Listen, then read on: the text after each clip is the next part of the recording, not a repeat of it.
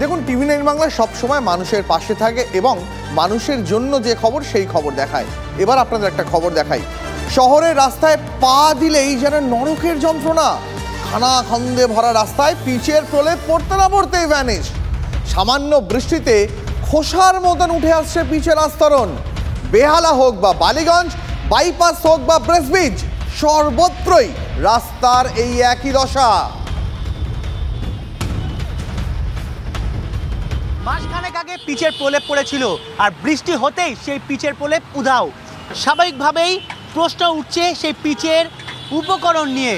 আদৌ কি উচ্চমানের উপকরণ দিয়ে এই পিচের প্রলেপ দেওয়া হচ্ছে, নাকি নিম্নমানের প্রলেপের জন্যই এই ঘটনা বারবার ঘটছে?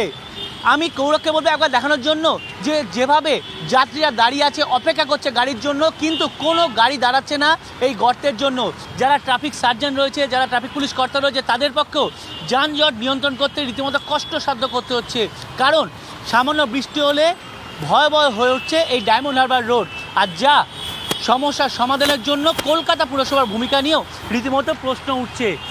এদিকে কলকাতা পুরসভার তরফে জানানো হয়েছে যে সড়ক বিভাগের তরফে এই রাস্তা মেরামতের কাজ চলছে, কিন্তু সেই কাজ কবে শেষ হবে সেটাই কিন্তু এখন দেখার। ক্যামেরায় গৌরবের সঙ্গে সায়ন্ত ভট্টাচার্য, TV9 বাংলা, কলকাতা।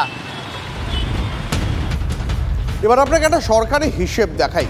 সেই হিসাব বলছে গত 9 মাসে কলকাতা রাস্তায় পিচের এই প্রলেপ দিতে পুরো কোষাগার থেকে 75 লক্ষ টাকা খরচ হয়েছে। কিন্তু রাস্তা দেখে তা বোঝার উপায় নেই। 5-6 মাস যেতে না যেতেই পিচ উঠে খানাখন্দে ভরে গেছে রাস্তা।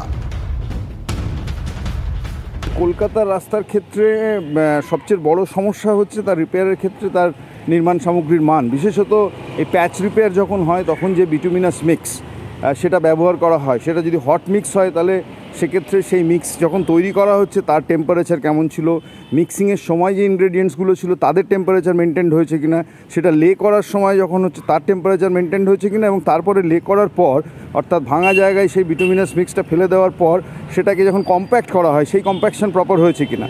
ফলে এই চারটের কোনো একটা জিনিসের মধ্যে যদি খামতি থাকে তাহলে definitely there can be a problem. Moreover, এবং কলকাতা যেহেতু রাস্তায় গ্রাউন্ড ওয়াটার টেবল ভীষণ হাই, অর্থাৎ খুব তাড়াতাড়ি জল জমে যায় এবং রাস্তার তলার জলের লেয়ারটা খুব কাছে থাকে, ফলে সেই কারণে এই ওয়াটার ইনডিউস ড্যামেজটাও হচ্ছে একটা বড় ফ্যাক্টর রোড রিপেয়ার ইন কলকাতার ক্ষেত্রে। ভাবতে পারেন রাস্তার হাল এমনই বেহাল যে কোনো সময় বড় কোনো দুর্ঘটনা ঘটে যেতে পারে। এই আশঙ্কার কথা উল্লেখ করে কলকাতার রাস্তা মেরামতির জন্য পুলিশের তরফে খোদ মেয়রকে চিঠি দেওয়া হয়েছে, যাতে গোটা ঘটনায় অস্বস্তিতে পড়েছে কলকাতা পুরসভা। বেহালা যেখানটা হয়েছে ওটা পিডব্লিউডি করছে, অলরেডি আমার সাথে কথা হয়েছে, পিডব্লিউডি সেক্রেটারি ওইটা হচ্ছে। আর আমরা সবসময় সচেতন আছি, যেখানে যেখানে হচ্ছে আমরা করছি। ওই আমাদের ডিজি সুকান্তবাবু আছেন, উনি কিন্তু সারা এতে করে যেখানে দরকার করছেন, দুয়ার সাহেবের টিমও প্রত্যেকটা বড় ওয়াইজ ঘুরছে।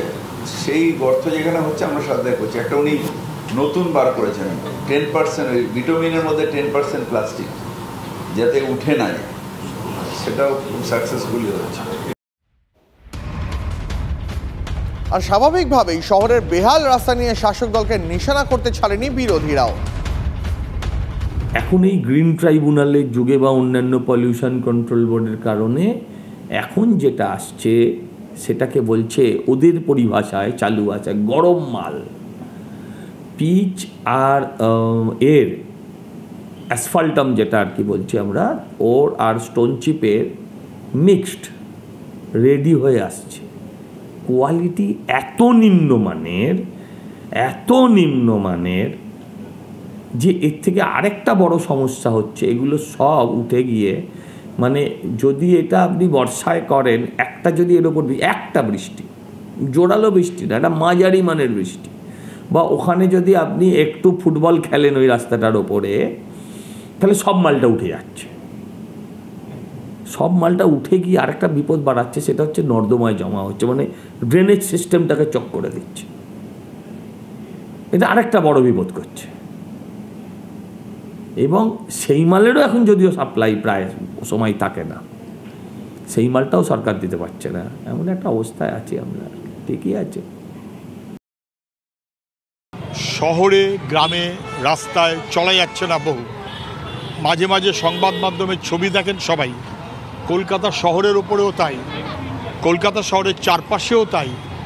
আমি যে রাস্তায় যাতায়াত করি 6 মাস আগে রাস্তাটা সারানো হলো, 6 মাসের মধ্যে রাস্তা কঙ্কাল। গোটা পশ্চিমবাংলার সর্বত্র রাস্তা তৈরি হচ্ছে, টাকা কাটমানি হয়ে চলে যাচ্ছে, কোয়ালিটি খারাপ হচ্ছে, নেতা মন্ত্রীদের পকেটে চলে যাচ্ছে। রাস্তা ভেঙে চৌচির, আবার রাস্তা সারাও, আবার রাস্তা ভাঙো। উনি করেছিলেন পথশ্রী, পরের বার করেছেন রাস্তাশ্রী, এরপর এবার কী করবেন? পয়সার শ্রাদ্ধ, মানুষের সর্বনাশ।